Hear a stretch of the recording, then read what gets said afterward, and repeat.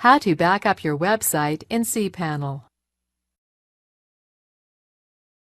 This demo assumes you've already logged into cPanel and are starting on the home screen.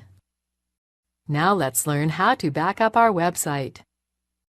Click the Backup Wizard icon. This is the main backup screen where you can back up or restore the files in your hosting account.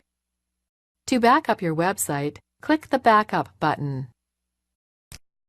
You have the option of only backing up part of your account or generating a full backup, which we'll do now. Click the Full Backup button. Select the destination, then click Generate Backup. That's it!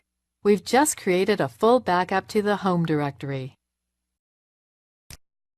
To download a copy of the backup to your computer, simply click its link.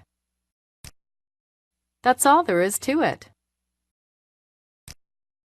Restoring files is just as easy.